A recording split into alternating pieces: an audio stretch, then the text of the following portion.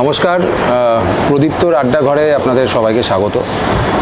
আসলে 2022-এ দুর্গাপুজো থেকে আমার সব অ্যাওয়ার্ড বন্ধ করে দেওয়ার পরে 2023-এ আমার মনে হয়েছিল যে একটা কিছু করি যেটাতে কিছু মানুষের কিছু কথা একটা আর্কাইভ তৈরি হোক, এবং সেখান থেকেই প্রদীপ্তর আড্ডাঘরের সূচনা। এবং 2023-এ আমি বেশ কিছু মানুষের সাথে কথা বলি, কিন্তু 2024-এ যখন আমি এই প্রদীপ্তর আড্ডাঘর নিয়ে ভাবনা চিন্তা শুরু করলাম এবং কিছু মানুষের সাথে আমার ভিডিও রেকর্ডিং হয়ে যাওয়ার পরেও কিন্তু কলকাতাতে একটা এমন ঘটনা ঘটলো 9 তারিখে, যেটা কিন্তু আমাদের সবাইকে নাড়িয়ে দেয়। এবং সেই পরিস্থিতিতে পুজো নিয়ে কথা বলা বা পুজো নিয়ে কোনো ভিডিও করা, সেটা কিন্তু মন থেকে একদমই চাইছিলাম না। কিন্তু তার পরবর্তী সময় আমি বিভিন্ন মানুষের বিভিন্ন পোস্ট দেখি এবং তারা বিচার চাইতে গিয়ে সেটাকে কোনো কারণে হয়তো সেটা ডাইভার্ট হয়ে গিয়ে পুজোর ওপরে এসে পড়ে। এবং আমার মনে হয়েছে যে যারা পুজোর সাথে সরাসরি হয়তো যুক্ত নয় বা হয়তো পুজোর 5টা দিন তারা আনন্দ করেন, তাদের দোষও নয় এটা, কারণ তারা হয়তো জানেন না যে পুজোর সাথে কত মানুষ জড়িয়ে আছে। আমরা যদি পশ্চিমবঙ্গের যতজন বাস করেন তার মধ্যে 50% উপরে মানুষ হবে হয়তো যারা কিন্তু সরাসরি প্রত্যক্ষ বা পরোক্ষভাবে দুর্গাপুজোর সাথে কোনো না কোনোভাবে যুক্ত আছেন।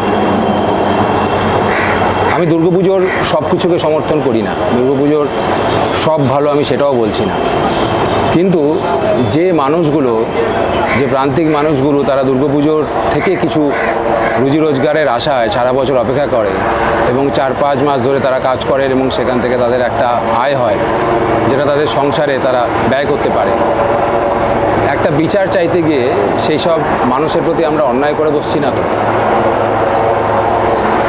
এটা কিন্তু বোধহয় আমাদের একটু ভাবতেও হবে, কারণ যে বিচারের আমরা সবাই বলছি যে জাস্টিস ফর আরজি কর, সেই আরজি কর থেকে জাস্টিসটা চাইতে চাইতে আমরা এমন কোনো মানুষের প্রতি আনজাস্টিস করে ফেলছি না তো? হয়তো এই বছরের 24-এ যে প্রদীপ্তর আড্ডাঘর, সেইটা আমার মনে হলো যে বোধহয় করা আরও বেশি গুরুত্বপূর্ণ, আর একটু বোধহয় করা দরকারও। কারণ হচ্ছে যে আমিও 14 তারিখে আমার পরিবারের সাথে কিন্তু রাস্তায় হেঁটেছি, আমার ছেলেকে নিয়ে আমি হেঁটেছি এবং আমি আমার তরফ থেকে যতটা প্রতিবাদ করার সব প্রতিবাদই আমি করছি। কিন্তু যখন সেই আঙুলটা দুর্গাপুজোর এসে ওপরে পড়ছে, সেখানে কিন্তু দুর্গাপুজোর সাথে যারা জড়িয়ে রয়েছে, যে মানুষগুলো, যে লক্ষ লক্ষ মানুষ জড়িয়ে রয়েছে, তাদের অর্থনীতি জড়িয়ে আছে, তাদের সামাজিক প্রতিষ্ঠা জড়িয়ে আছে। এবং যা সবথেকে বড় কথা হচ্ছে যে যেই দুর্গাপুজোকে কিন্তু আমরাই আজকে পশ্চিমবঙ্গবাসী বা বাঙালি অবাঙালি সবাই মিলে আজকে দুর্গাপুজোকে কিন্তু আমরা এই জায়গায় নিয়ে এসেছি, আমরা সবাই মিলে। তো এটা আমাদেরও দায়িত্ব, কিন্তু আমরা একটা কিছু গড়তে গিয়ে বা নতুন কিছু করতে গিয়ে পুরনোকে পায়ের তলায় চাপা দিয়ে চলে যেতে পারি না। এখানে বোধহয় আমাদেরও একটু সেন্সিটিভ হওয়া দরকার, আমাদেরও একটু ভাবতে হবে। হ্যাঁ, সবার ইমোশন আছে, সবাই হয়তো আবেগতাড়িত হয়ে বিভিন্ন কথা বলছেন, হয়তো তারা মন থেকে সেটা হয়তো মানেনও না, হয়তো বিশ্বাসও করেন না, কিন্তু তারা বলছেন কারণ তারা এখন আবেগে ভাসছেন, তারা হয়তো আবেগতাড়িতভাবে বলছেন। কারণ যে নৃশংস ঘটনা ঘটেছে 9 তারিখে, সেইটা কিন্তু আমাদের সবাইকে নাড়িয়ে দিয়েছে।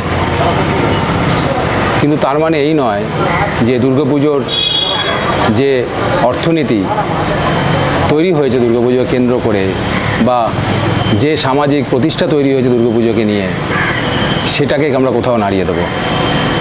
যাই হোক, আমি জানি না এই বছর যে ভিডিওগুলো আমি করব তাতে কতটুকু এই ব্যাপারে আমি কথা বলতে পারবো সেটাও আমি জানি না। চেষ্টা করব, কারণ যে চাইবে তার সাথেই সেটা কথা বলা যেতে পারে, যে চাইবে না তার সাথে এই প্রসঙ্গে কোনো কথা আমি বলবো না। কারণ আমি আগেও বললাম যে আমি দুর্গাপুজোরকে যেন আমি চাই দুর্গাপুজো থাকুক এবং দুর্গাপুজোর আগামী সময়ে দুর্গাপুজো অনেক উন্নতি করুক, এটাও যেমন আমি চাই, কিন্তু দুর্গাপুজোর সব কিছুকে আমি সমর্থনও করি না। আশা থাকবে যেরকম সবাই রাস্তায় নামছে, সবাই পথে নামছে, সবাই একসাথে আমরা পথে নামবো এবং এই যে দাবি, সেই দাবিকে আরও সোচ্চারভাবে আমরা তুলে ধরব। কিন্তু তার সাথে আমরা কিন্তু দুর্গাপুজোটা না আসলে কিন্তু শুধুমাত্র 5 দিনের একটা পুজো নয়, কিন্তু মানে একটু সবাই চিন্তা করে দেখবেন যে আমরা সারা বছরে যত গ্লানি, আমাদের মানসিক চাপ, যত অর্থনৈতিক চাপ, সেটা কিন্তু কোথাও আমরা কিন্তু এই দুর্গাপুজোর একটা ঢাকের শব্দে কিন্তু ভুলে যাই। কোথাও কিন্তু সেটা আমাদের কিওরের কাজ করে, আমাদের মেডিসিনের কাজ করে। তো একটু মনে হাত দিয়ে, একটু বুকে হাত রেখে দেখে বলবেন যে এই দুর্গাপুজোটা কি শুধুমাত্র ফুচকা খাওয়া বা শুধুমাত্র নতুন জামা পরে ঠাকুর দেখতে যাওয়া? সেটা কিন্তু নয়। সেটা আপনারা নিজেরাই বুঝতে পারবেন যে এর সাথে কিন্তু অনেক কিছু জড়িয়ে আছে, অনেক ভালোবাসা জড়িয়ে আছে, অনেক আবেগ জড়িয়ে আছে। এবং কোথাও আগামী বছরটা আবার লড়াই করার কিন্তু আমরা কোথাও থেকে কিন্তু এর থেকে একটা যোগান পাই, এবং এটাই আমাদের কিন্তু পরবর্তী বছরে আবার কাজ করার একটা এনার্জি আমাদের মধ্যে তৈরি করে দেয়। যাই হোক, প্রতিবাদ থাকবে। আমিও চাইবো জাস্টিস ফর আরজি কর। আমি সেটা বিশ্বাস করি যে সেই জাস্টিস নিশ্চয়ই হবে, কিন্তু দুর্গাপুজো হবে। যাই হোক, সবাই ভালো থাকবেন এবং সুস্থ থাকবেন। নমস্কার।